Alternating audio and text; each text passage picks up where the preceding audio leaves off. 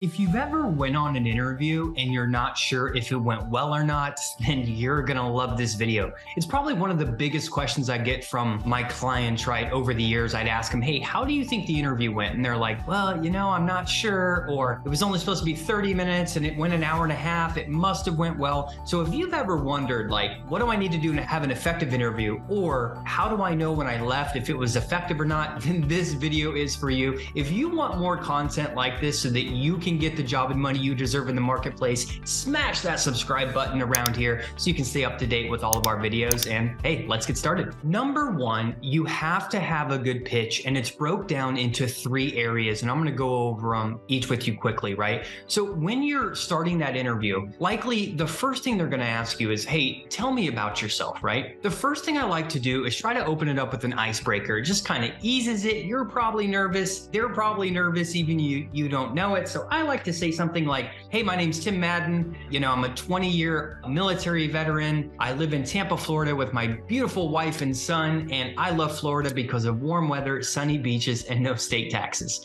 It typically gets a chuckle out of people and allows it to ease some of that tension in these awkward interviews, because let's be honest, they're all awkward, right? Number 2, the subsection of part 1 still, right? I like to bring up, hey, why am I qualified for this role? And I try to bring in measurable achievements, right? If I'm interviewing for a global head talent acquisition role, what are they probably focused on, right? Like cost saving initiatives, hiring good people quickly, things of that nature, right? So I'm trying to highlight, hey, when in those times throughout my career, can I bring up some measurable achievements of how I've done those things successfully in kind of a short amount of time? Number 3, what interested you in the position? Now, this is very important. I don't care if a recruiter got a hold of you and you don't know anything about them. Surely you know the name of the company. So I always like to wrap up my elevator pitch with, hey, and I'm really excited to interview at Uber because you have transformed, the transportation, you're on the cutting edge, da da da da da. What is it, right? That's an effective pitch. An icebreaker, why am I qualified? Bringing up some of those measurable statistics for them quickly, and why am I excited to be there today? That's number 1. If you didn't do that effectively, you are already off to a bad start. Number 2, the 2 most important questions that you need to ask for an interview is, hey, what are you really looking for? And what are some of the challenges or opportunities, right, inside this department? Now, follow me for a sec. You don't need to say exactly that, but don't rely on the job description, and don't be sitting in one of those interviews where you're just fielding questions the whole time. You leave and you start hoping and praying that they call you back. It's not going to happen. Come on. That's the only reason people hire people. So you need to determine, hey, what are they really looking for? And what are some of the challenges and opportunities? Which is the only reason you're on the interview and the only reason they're gonna hire you, and almost no one asks this question. So be sure you ask that, otherwise you're not having an effective interview. Number 3, did we tell them after they told us what they're looking for, after they told us the challenges, after they've told us their strategic goals or the opportunities, did we tell them, hey, throughout a time in my background, here's how I've done those things successfully. I've overcome those challenges. I've taken advantage of those opportunities. If you don't do that, you're not having an effective interview, and you're likely going to be beat out by somebody else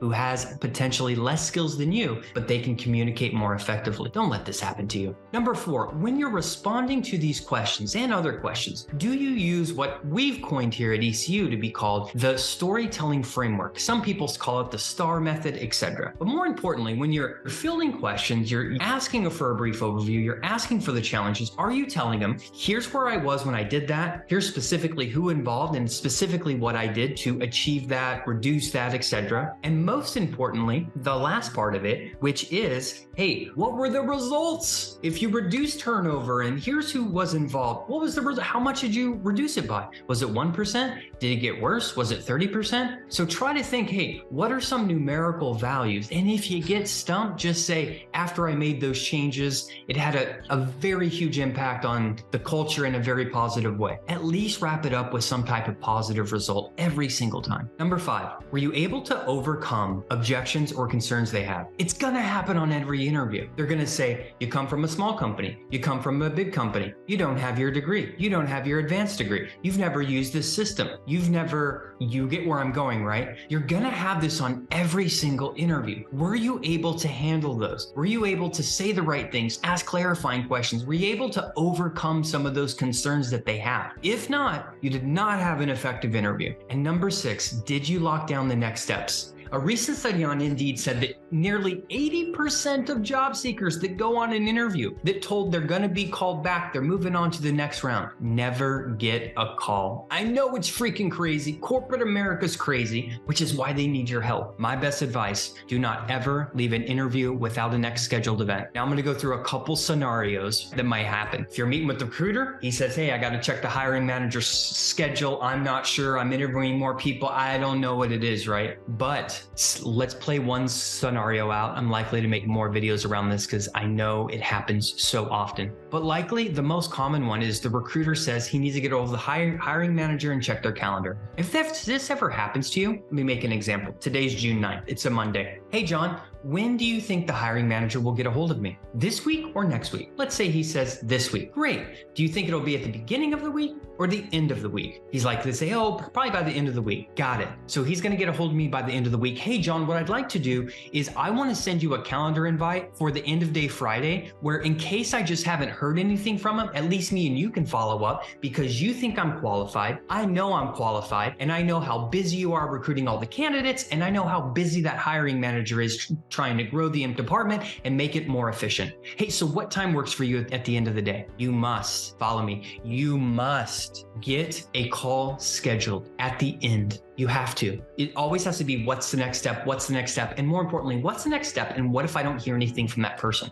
It's the same thing with offers. I've seen this so many times. Hey, Tim, we love you. We're going to send you an offer by the end of the week. Crickets, 3 weeks later, 10 emails later. Do not set you up for failure during the job search process, or it's going to cause a lot of frustration. So if someone ever says they're going to give you an offer by the end of the week, you tell that hiring manager, you tell that CEO, great, John. Hey, let's go ahead and set a time for the end of the week, close of business Friday, where we can reconnect. By that time, I've had time to review the offer, and then I can accept and we can talk about next steps and be excited. So that hiring manager, that CEO knows, or that executive knows, hey, I got to get Tim this offer so he has a chance to review it before that time. People live and die by their calendar in corporate America. If it's not on their calendar, it's not going to happen, and it's not going to be a priority, regardless of how, severe the issue is to get someone who's qualified in there. So let's recap on these 6 points just to make sure you know them inside and out. Number 1, an effective pitch. Number 2, what they're really looking for and the challenges or opportunities department. Number 3, did we tell them how we've already solved those before? And number 4, using that storytelling framework. And number 5, were you able to overcome those objections and concerns? And number 6, did you get something on their calendar? If you did not do this, I'm sorry to tell you, it was not an effective interview. If you want to reduce so much frustration, depression, anxiety, do these steps every single time on the interview. Failure to do this is going to add weeks, months onto your job search process. It's not going to make you feel good as well. Remember, likely if you're following this channel, you're going after a senior leadership role. Be the leader that they need. And a leader follows up. A leader locks down next steps. A leader has a clear vision of what's going to happen next. And if you can't do those things, you're going to have a rough time in the marketplace right now. Because let's be honest, everyone you're going to compete against, everyone, follow me, that you're going to compete against is qualified for the role. They all have the degrees, the education, the know-how. So what's going to set you apart? Having a blueprint, roadmap, sticking to it, and practicing. As always, if you need help in your career, click the link below to sign up for a free career consult with our team. And more importantly, smash that subscribe button to keep up with the new videos that I create this year. Best of luck in your job search.